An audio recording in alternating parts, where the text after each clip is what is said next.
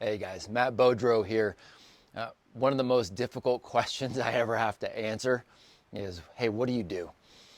I tell people I'm a career educator and they automatically think school. So I want to just differentiate really quickly if I can. So I was really good at school. I understood how to do well at school. I understood the game of school and I understood it really early on.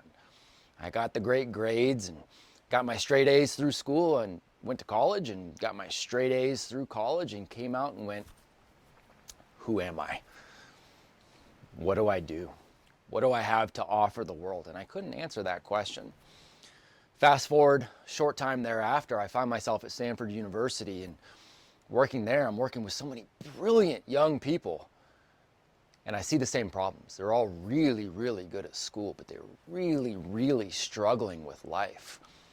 Not knowing how I could help that, I somewhat naively decided I would start at the bottom. I'm going to go ahead and start teaching young kids. I'm going to go into the public schools and I'm going to help them not just play the game of school, but understand who they are and the gifts they have for the world. And as I found myself struggling against a system that was telling me to school these young people, when I saw how I could educate them, I became what I called creatively insubordinate.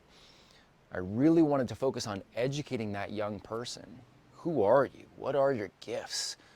What do you want to do? How do you make that happen now? How do we find patterns and weave those together so that you can go forward and make the impact? I'm asking these questions. I'm ultimately asking, what should education be for?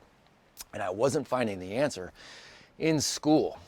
Again, naively, I took the next step, became a public school administrator, had to leave that position, became a private school teacher, a private school administrator, and I went private because I figured, well, gosh, private schools, you don't have to follow the same set of rules as public schools. But the reality is in private schools, most people are still following the same set of rules. So ultimately, I had to do something different.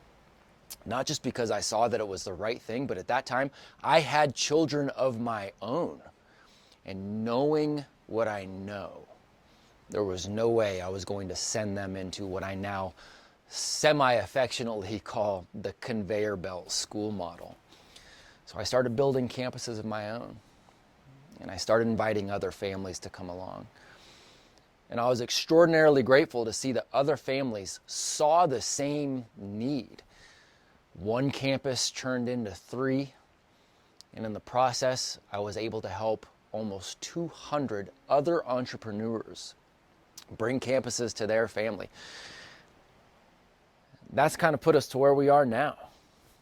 Even helping these other entrepreneurs, it was underneath somebody else's umbrella where there were just some small details where we went, gosh, I can see ways to make it better. And the reality is, if I can see a way to help somebody else, if I can see a way to optimize life for another family, if I can see a way to bring sovereignty and freedom to other humans, which ultimately is what I believe education should be for, it's not something that I can take a back seat on.